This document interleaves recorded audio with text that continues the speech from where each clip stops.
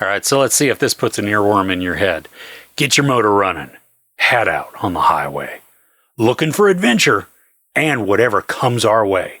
And that's sort of the theme for the new Jodie Comer and Austin Butler movie, The Bikeriders. So should you hop on the hog and give this one a test spin? After a chance encounter, headstrong Kathy is drawn to Benny, a member of a Midwestern motorcycle club. As the club transforms into a dangerous underworld of violence, Benny must choose between Kathy and his loyalty to the club. So in addition to Comer and Butler, this stars Tom Hardy, Mike Faist, Boyd Holbrook, Damon Harriman, Beau Knapp, Emory Cohen, Karl Glusman, Norman Reedus, and Michael Shannon. And they're all part of a motorcycle club called the Vandals.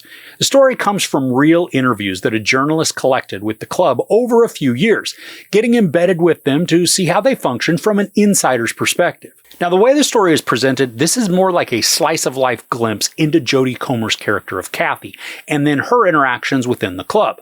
But we also get to witness interactions between her and Benny, played by Butler, and then the dynamic that they share with Tom Hardy's character of Johnny. First off, Comer, she is phenomenal as this fast-talking, no-nonsense woman who isn't rough around the edges, but she can hold her own with the varied members of the Vandals. She's doing some kind of Midwestern or this Minnesota-type American accent, and while it's nasally and a bit high-pitched, she executes it flawlessly in a way that makes you even forget that she has a British accent. Now, her delivery, it's quick and smart, almost like she's on a ton of caffeine. Her energy is such a great contrast to what Butler brings to his character. And while Butler's Benny can be explosive, the majority of the time that we see him on screen, he's quiet, stoic, kind of like a contemplative bump on a log. I had a lot of trouble being drawn into his portrayal. And the fact that he doesn't have many lines of dialogue, that also contributed to a character that felt consistently at arm's length.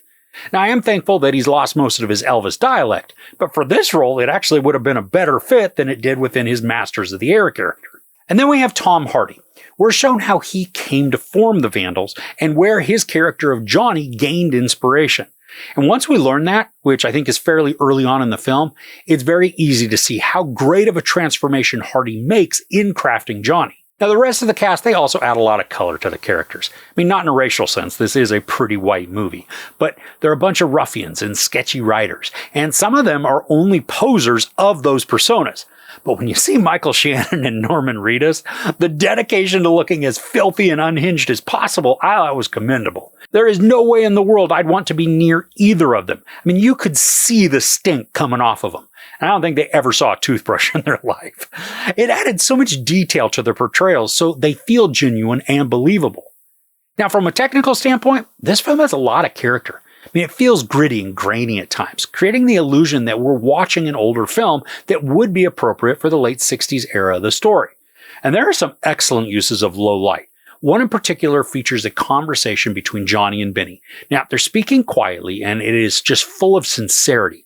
But what makes the scene powerful is how their faces are barely illuminated, mostly just sitting in shadows as the angles change. We only get to see small portions of their faces that are lit up with warm orange light from a bonfire that's burning kinda near them.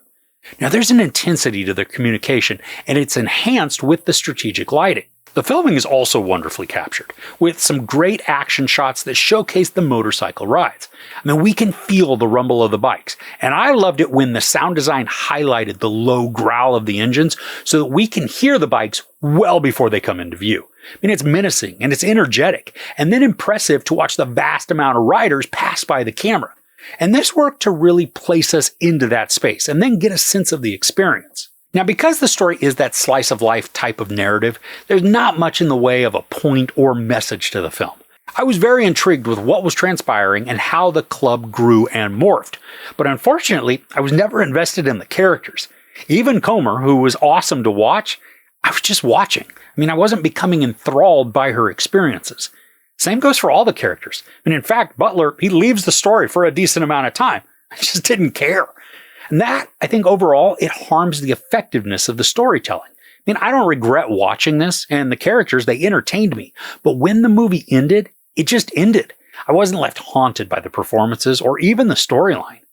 And this isn't something that I'm going to revisit, which I think it's a shame because the acting and the mechanics of the presentation are very good.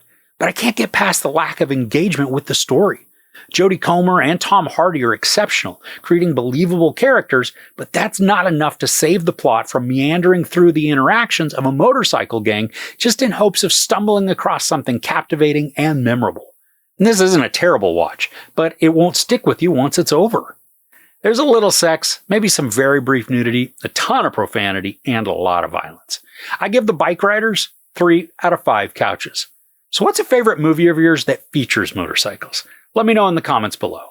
If you enjoyed this review, please give it a like. Also, don't forget to share and subscribe.